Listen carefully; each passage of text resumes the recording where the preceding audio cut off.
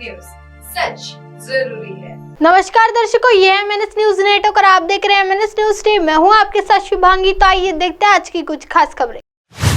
बहुत प्यार से मिले जरूर कोई बात है, पवार और मोदी की मुलाकात पर चर्चे। पीएम नरेंद्र मोदी को पुणे में लोकमान्य तिलक अवार्ड से सम्मानित किया गया है। इस मौके पर शरद पवार भी पुणे में तिलक स्मारक ट्रस्ट के आयोजन में मौजूद रहे। पीएम मोदी जब मंच पर पहुंचे तो शरद पवार से भी मुलाकात हुई।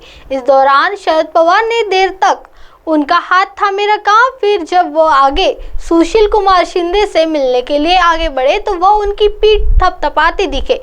यही नहीं, शरद पवार की जब बोलने की बारी आई तो उन्होंने ऐसा कोई तंज भी नहीं कसा जिसके बारे में चर्चा की थी कि वह लोकतंत्र या अन्य किसी मसले पर कुछ सीख देने जैसी बात कर सकते हैं। मंच पर मुलाकात से लेकर भाषण तक में शरद पवार और नरेंद्र मोदी के बीच सौहार्द दिखा। उसे लेकर फिलहाल कयास लगाए जा रहे हैं। इसकी वजह यह है कि भतीजे अजित पवार की बगावत के बाद भी शरद पवार बहुत आक्रामक नहीं है, भाजपा पर तीखे हमले नहीं कर रहे हैं। यह नहीं कि पिछले दिनों विधानसभा में शरद पवार के करीबी जयंत पाटिल और अजित पवार के नजदीकी सुशील तटकरे गले मिलते दिखे थे। दोनों के बीच लंबी बात हुई थी। शरद पवार और अजित पवार गुट में से किसी ने भी अब तक 36 जरूरी विधायकों का शक्ति प्रदर्शन भी नहीं दिखाया। किसी को इस बारे में जल्दी भी नहीं है। इसके चलते ही पहले ही यह अनुमान लगाया जा रहा है कि शायद शरद पवार की शव पर ही यह हुआ है। इसके अलावा वह भी मौका और माहौल देख रहे हैं। यदि 2024 से पहले तक भाजपा मजबूत दिखती है तो वो फिर शायद पाला भी बदल ले, ऐसा कयास लगा रहे कि इस बीच उनकी बेटी सुप्रिया सुले ने भी शरद पवार के मोदी के साथ मंच साझा करने को सही बताया। उन्होंने कहा कि लोकतंत्र में ऐसा होता है, नरेंद्र मोदी देश के पीएम हैं, वह अकेले भाजपा के प्रधानमंत्री तो नहीं है। उन्होंने इस आयोजन में कांग्रेस के सुशील कुमार शिंदे के भी जानने का तर्क दिया। आइए बढ़ते अगली खबर की ओर। नाम बदलने से चाल चरित्र और आचरण नहीं बदलते, शेखावत। विपक्षी दलों द्वारा राष्ट्रीय स्तर पर बनाए गए गठबंधन पर केंद्रीय जल शक्ति मंत्री गजेंद्र सिंह शेखावत ने जोरदार हमला बोला। एक चैनल से बातचीत में उन्होंने कहा कि नाम बदलने से चाल चेहरे आचरण नहीं बदलते। शेखावत ने कहा कि वर्ष 2019 के चुनाव से पहले 2018 में इन्हीं विपक्षी नेताओं के साथ फोटो खिंचवाए थे, लेकिन थोड़े दिन बाद ही अलग हो गए।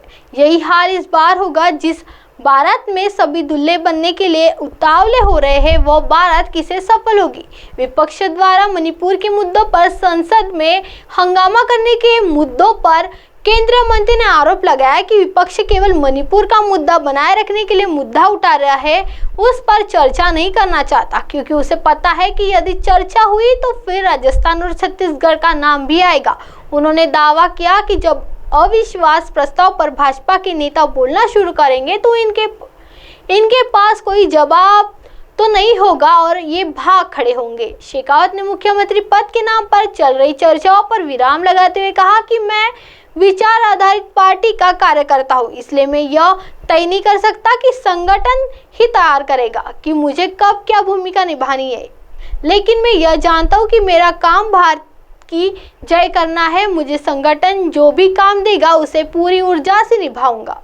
अब आप हमारे चैनल को आपके मोबाइल पर भी देख सकते हैं। मोबाइल ऐप पर देखने के लिए play store MNS news T app download करें। इंस्टा, ट्विटर, हाइकूक, फेसबुक और कई सोशल मीडिया के प्लेटफॉर्म पर हमारा चैनल उपलब्ध है। आप इसे यूट्यूब पर भी देख सकते हैं। आप हमारे चैनल को लाइक भी देख सकते हैं www.mnsnewst.com पर।